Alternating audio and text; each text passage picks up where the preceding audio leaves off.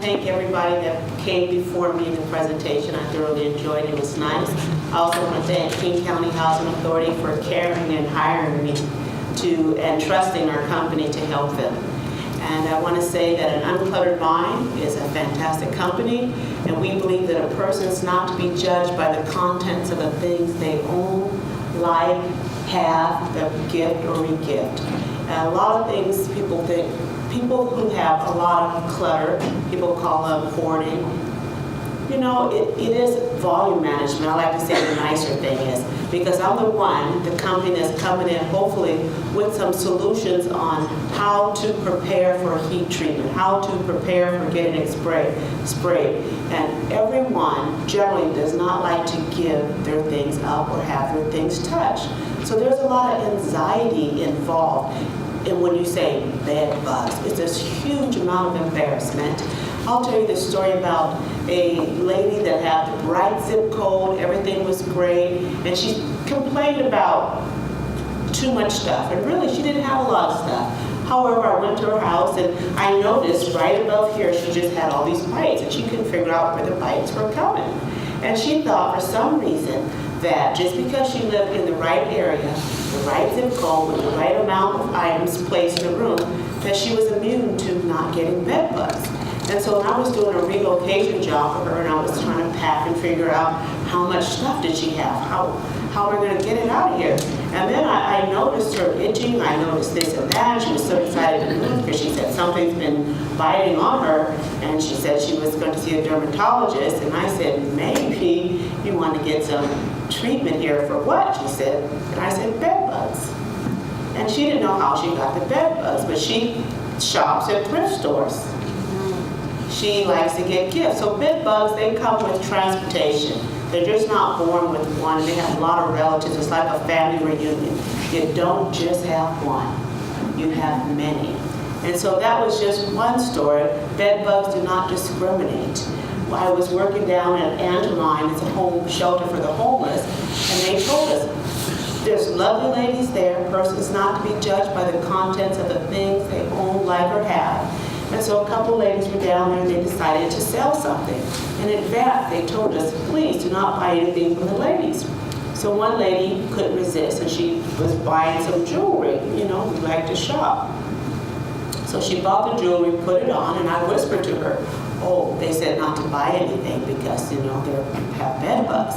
So she ripped off her bracelet and her necklace and stuck it in her purse. Months later, she opened up her closet and had a couple things in there and discovered she had transferred bed bugs to her. Just that simple. And I thought, okay, we all have to be careful.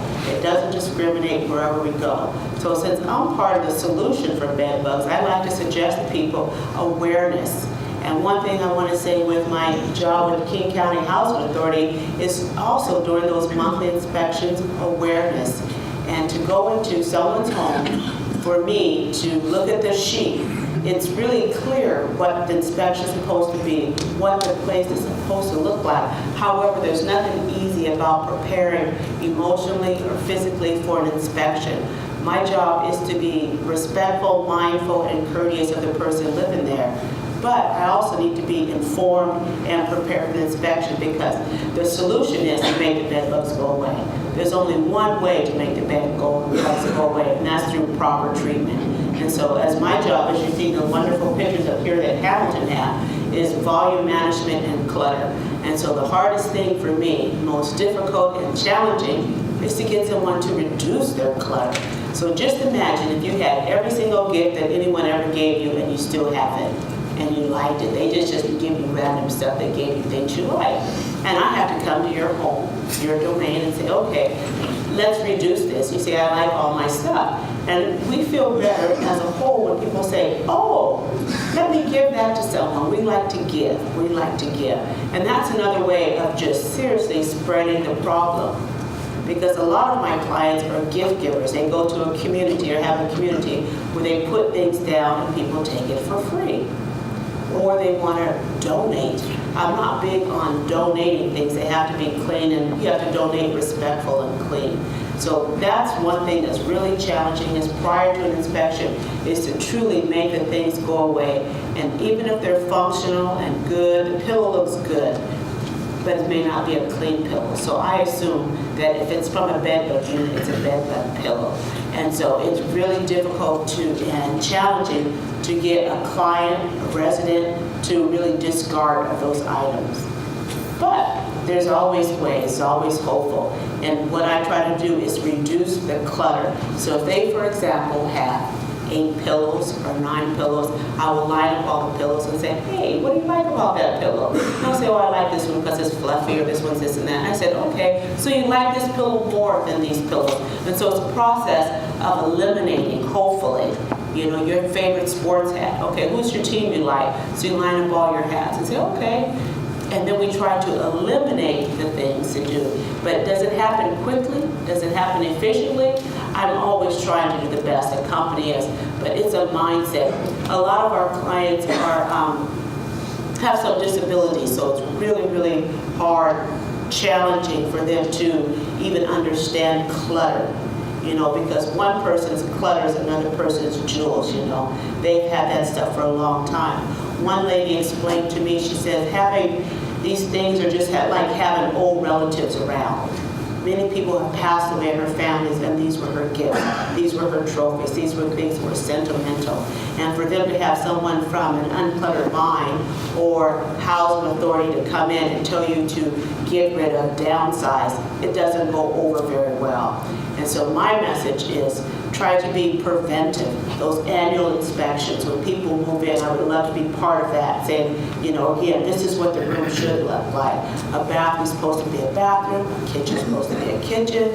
I've had clients where, they say these bed bugs are just terrible. Where can I sleep to get some rest? You guys know where they can sleep? In the bathtub. But meanwhile, the bathtub's full of many items.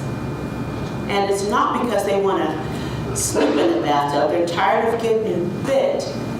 They don't have the energy. They're suffering from anxiety. It can be PTSD to get through that. I have never, ever had a client that had volume management / hoarding who have not had something terrible happen to them. And so that's how I end up in the bed bug business. And so I'm the Nordstrom side, but I want to be as nice and kind, because nothing happens for me if I'm forceful, rude, judging people. And so that's how I end up in the bedbug business. I also am a professional organizer. I help people declutter and manage the volume. And just as the group of people here, I can say a few of you may need my services as well. So when we're pointing at another person, we have 3 fingers pointing back at us.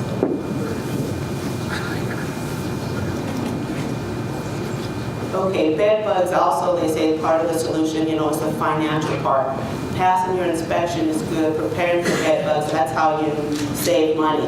My job is to help King County save money for sure. That's the whole purpose of it, because redoing a situation is not the situation King County Housing Authority would like to be in. So I'm going to be a part of the solution, and I would love to have early intervention. A lot of times when I get my calls, I have level 5, they're at level 5. It's so much easier, more, comfortable for myself, and the client they'll have less anxiety if they, early detection.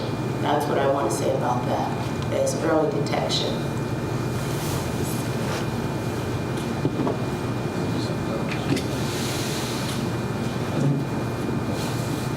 Okay, I think that's about it.